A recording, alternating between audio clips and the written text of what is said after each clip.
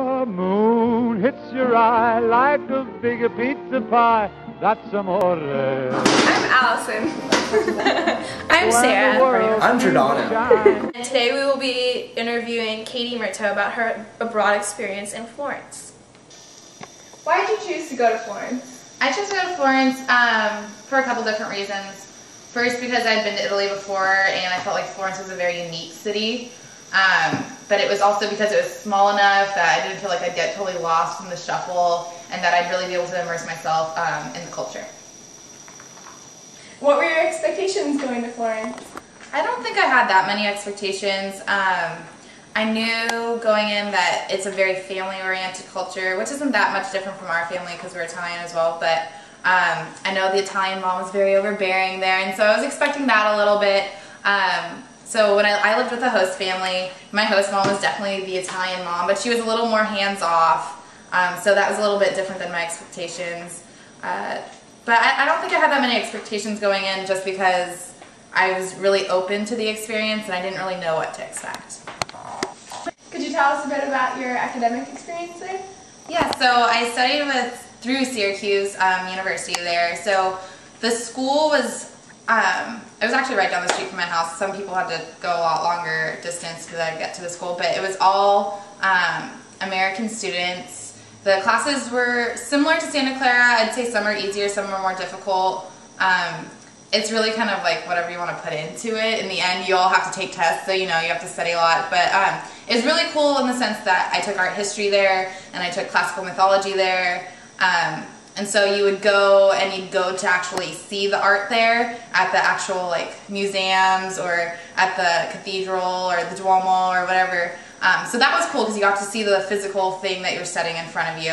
And then also Italian was 4 days a week, so we had class 4 days a week in general, but our Italian class was every day, and it was 2 hours a day. And they have a very different style than teaching here. They actually mostly speak, and they want you to learn by speaking as opposed to memorizing phrases or verbs. So it was a little bit difficult to switch into that, but it was beneficial in the end because when you're outside of school, you're going to pubs or you're going to the market and you're just, you have to learn how to speak with these people without like thinking through your conjugations. So it was pretty beneficial. It was a good experience. It wasn't too intense, but it was perfect in the sense that it helped you immerse yourself in the culture itself.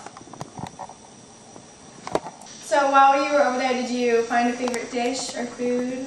Okay, so my host mom was actually a cooking instructor there. So we had, every night she had cooking class with her students. Most of them were Japanese students because she worked with the Japanese consulate or something. But she made amazing food, and generally it was like 4-course meals.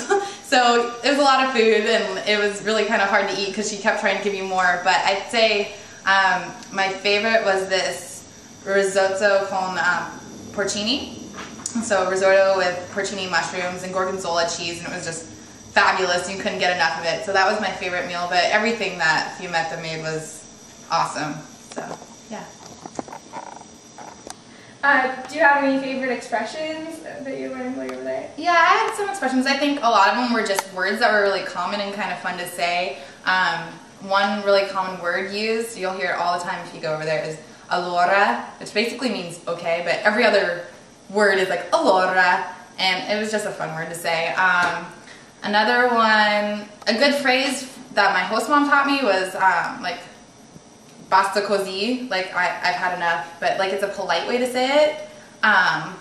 So that was kind of nice. And then va bene, everything's va bene there, so that's really good. And then you learn that prego is like, has a lot of different meanings there. When you go and like you walk in the door, like they'll be like prego and you can go first, or like I don't know, they just use it a lot. So it's a good word to know that it means different things. But yes, there's just a lot of fun words to say in Italian. I think that just sound pretty, but those were some of my favorites.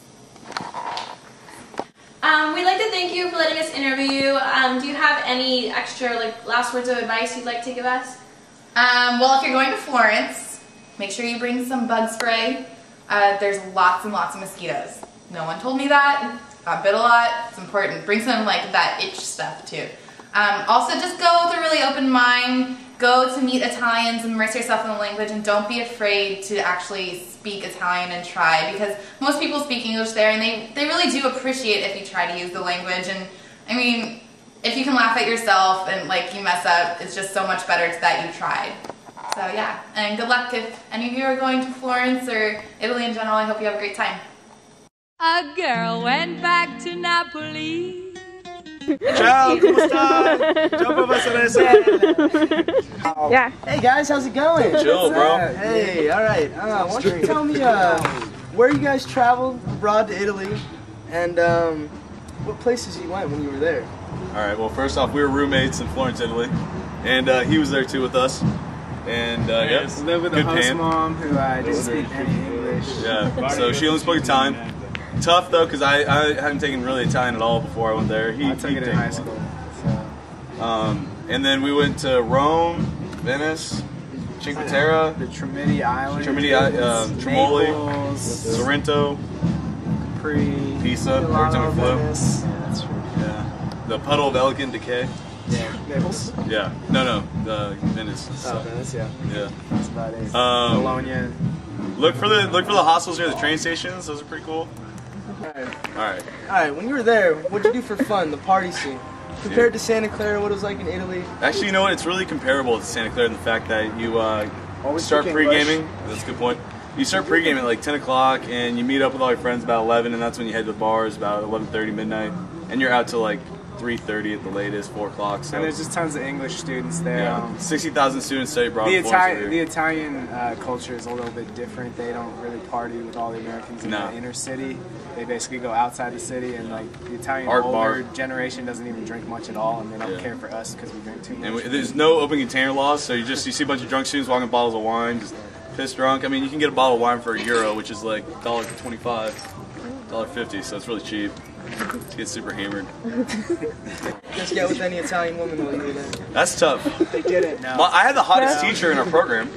She's really hot, Italian but she chicks didn't don't shave her talk to armpits. you. It's weird. She's right on the board one day and just throwing.